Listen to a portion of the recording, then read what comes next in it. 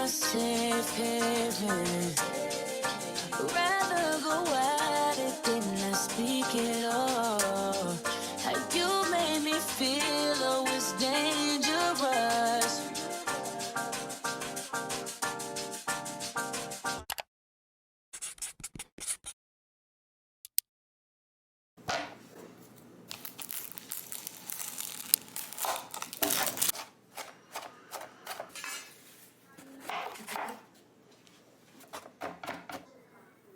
Okay, y'all, let's make some chili. I'm so happy I decided to film this recipe because it was so simple and it was the best pre-workout meal. So I put turkey meat in there. Obviously, I added my bell pepper and onion, and then we add fire roasted tomatoes, chili beans, and black beans.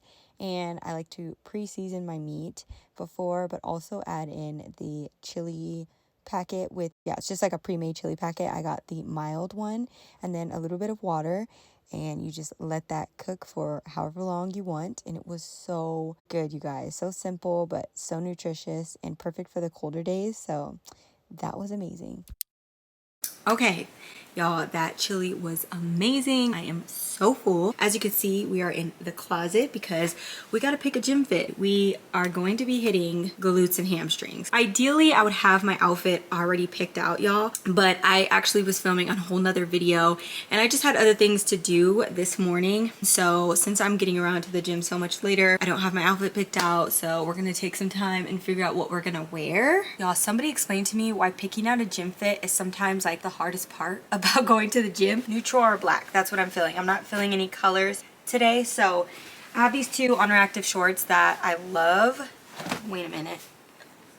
Okay, they're not like freshly shaved, but they're fine. Kind of want to go cute but have like sweats over because it's a little bit cold, it's later, and I just want to have that option if I want to be a little more covered up. But I feel like I don't know if that's gonna match. Okay, so here is the gym fit. We're gonna do the Underactive shorts in that more darker taupey color. I love these shorts. And then I have on one of my favorite sports bras. It's from Buff Bunny. It is so comfortable. And then I'm gonna do this Gymshark like oversized hoodie, and we are gonna do black sweats. Now I'm not gonna keep both these on, I don't think, because it's just a little too baggy for me. This is the vibe. Fit check.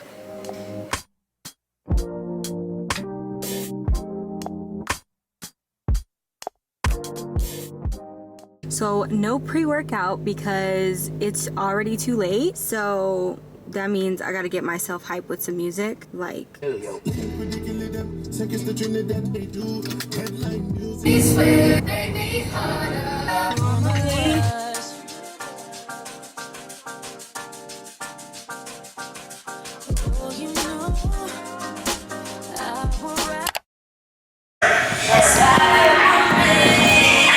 okay, so we made it to the gym, and I never really take you guys through my warm-ups, but recently I've been taking them very seriously, warming up my hip flexors and just doing more mobility work because I've been running more, and I realize how vital and important this is if you don't want to be injured and you want to be comfortable. So I'm just doing some really like hip opening exercises and strengthening exercises that I like to do beforehand.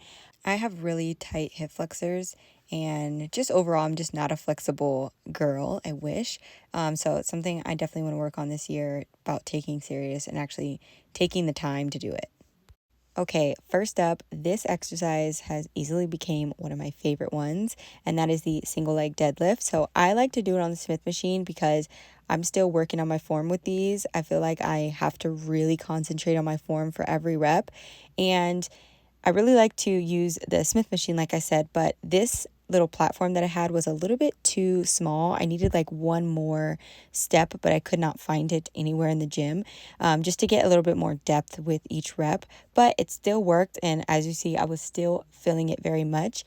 But I do suggest that you play around with this. Use like little to no weight first, because as you see, I have to readjust so many times because I need to make sure that my form is good with these. I do not want to injure myself, and I feel like I have to really concentrate on that. So that's the only thing that I don't like, but I know once I get it down and the more practice I do, it will become better and I will easily get through these. But the burn that I feel is so worth it. It is so worth it. Okay, no surprise here. You guys know when we're doing glutes, we got to do hip thrusts. So I didn't forget my band this time, and I actually like to do this before doing any type of big movement, is to do some type of activation movement. So here I'm using my resistance band. I just like to do like these crab walks and really just fire up my glutes, let them know that we are about to work. So this is definitely a tip that I've kind of slacked on myself, and I haven't mentioned that much on my channel recently, but doing glute activation exercises or any activation exercises with like a band or body weight before you do a big lift helps with the connection and helps really engage those muscles so much.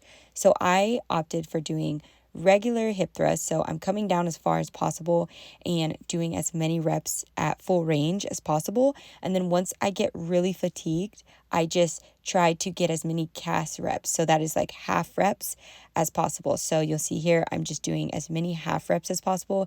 And this is because my glutes and legs are already really fatigued. And then I'll try to hold at the end for as long as possible. And y'all, that combo, oh my goodness, let me know if you try it. So next we have my least favorite exercise of all time, and that is Bulgarian split squats. Like, I think everybody knows that these are just not it. And mainly because you really have to focus on everything, your core. I really realized this was a core movement after I had a baby, because when I tried to do Bulgarian split squats after having a kid, I was wobbling everywhere. My core was just not where it needed to be, and I was just not able to do these at all. So now that I know that, I focus a lot on my core, and it really helps me to stay stable, and I don't really wobble or fall as much. And if I'm being completely honest, this exercise, I usually always feel my quads taking over. So in order to get my glutes and hamstrings included in this, I really have to focus on getting like depth, like getting really low, and then also driving through my heel on the way up. So those are the two things that I always think about to help engage my glutes and hamstrings.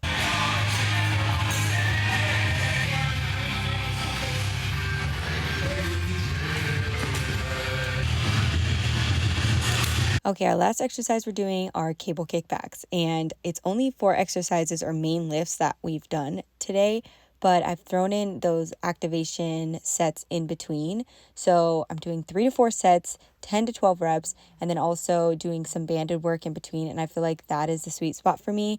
I used to feel like I had to do 5 exercises every single workout in order to get like a good workout, but I'm telling y'all, it's more about the intention, taking every rep or making every rep count. And because I've started focusing on that, I've seen so much more growth with less effort and less volume that I've had to do. And my body's overall happier that way. And every time I do cable kickbacks, I always say I need to do these more, but I find that it's still really hard for me to find what is the perfect like position. You know, I don't know if it is holding on to something or standing straight up, but I always feel it is a little bit hard for me to find the perfect position. So I think that's why I don't do them as often, but every time I do, I'm like, man, these feel really great. I can really feel the connection. So this is your sign to stop skipping out on your cable kickbacks, because they will help you grow your glutes. Okay, this session was a lot. So here I am. I need to get something in my body fast, and cane sounds amazing. So while I'm in the drive-thru, I thought I'd talk to you guys about today's session. I wanted to do like some burnout banded work at the end, but I actually ended up running into an influencer, like another influencer that goes to the gym, and she was so sweet. Her name is Maddie. First of all, we love a true gym girl. When I say a true gym girl, what I mean is when y'all make eye contact, it's not mean girl vibes. It's like, I see you, girl, you getting your work in, hey, that's what I love. So we were talking about so much, we literally stopped and talked forever. Okay, I decided to do a voiceover because I feel like I wasn't really clearly explaining what our conversation was about. But basically, we started talking about the different platforms that we post on. So she's mainly Instagram, that's where she posts, and I'm mainly over on YouTube, and I don't post that much on Instagram and TikTok. And we were talking about the difference in the type of content that does well on these platforms. So for Instagram, that's more of the perfectly curated content or